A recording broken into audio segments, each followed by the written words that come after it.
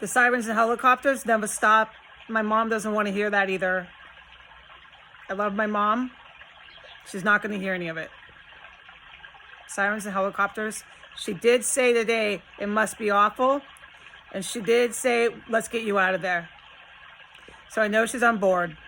I hope.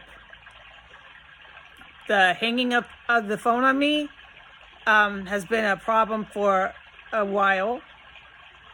It got worse since I moved to DC.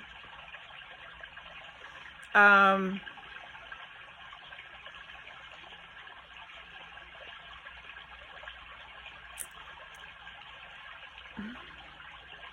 have nothing else to say about this. I know I'm basically on my own. I really appreciate what she did with the landlord today, considering how the mayor has made hundreds of thousands of people here unable to legally identify themselves. Yeah, that's what's going on in the Capitol.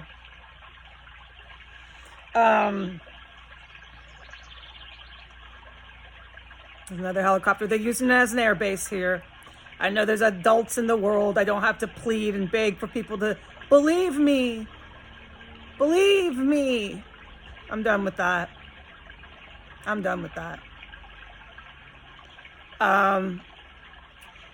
It was another one of those conversations that is just too surreal. That you're telling a family member about what I just wrote. I said it even more detail so it would have more of an impact.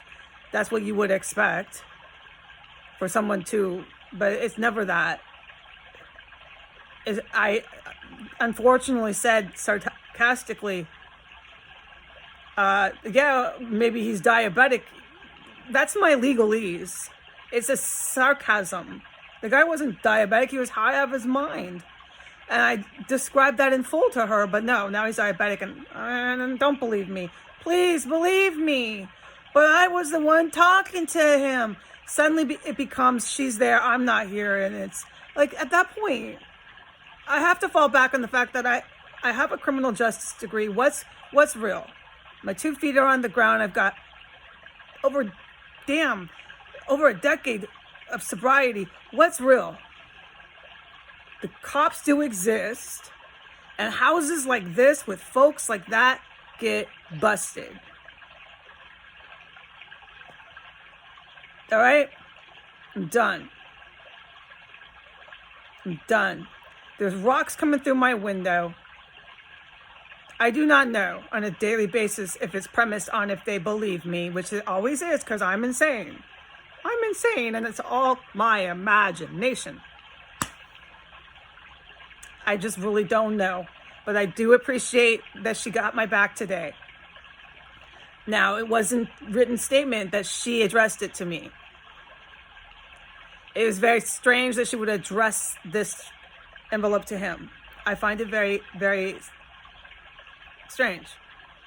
And so it begged the question, what was in the envelope? You need to tell me. That's why I called. She promised me Scout's honor. She didn't send him brochures from NAMI about bipolar disorder and how her and her husband have been monitoring my mental health for years.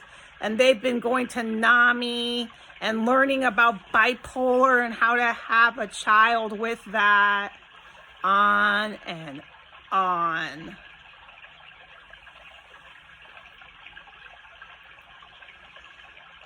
She promised me Scout's honor. And that's why I initiated the testimony to her about the day he came up here. And I was alerted to the suspicion I had already had about IV drug using here.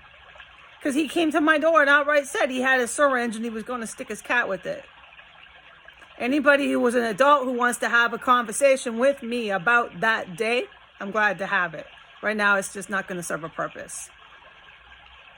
What I got back feedback-wise from Mother was, I believe you. I appreciate that she does believe me. I'm going to take her on that she does. And click, hung the phone up. I get that more than anything else. I think it's best that we do just text, because every time I talk to her, I get hung up on. I always get hung up on. I really appreciate what I'm getting from my biological family. I need the U-Haul. I need a driver's license, and I will get out of DC. I will keep myself safe here, and I don't care if the family believes me anymore. This is too fucking sick. And I'm going to take her on her Scout's honor that she's not sending him broke, because the envelope felt a little heavy. It felt like that it contained something. So I know my mom. I'm thinking she's sending him brochures on bipolar disorder, NAMI, her and her husband watch. How would I know this? Because I've heard it a million times. This is all they do. So I needed to have a healthy dialogue and say, are you doing that? Because this guy is a functioning drug addict. This is not the time to do that. And furthermore, that's triangulation. You need to be honest with me about what you're saying about me to other people, especially my legal landlords. And especially when they're functioning drug addicts, what does it take? She promised me, I believe her. I think she's being very sweet. That she wrote a legitimate, whatever the word is, letter. She gave him her contact information. She mentioned that she did mention her and her husband. And that Russ, the drug addict, could contact them. I had to pry that out of her. But I'm glad I know that now. All right, God bless America. Say goodbye.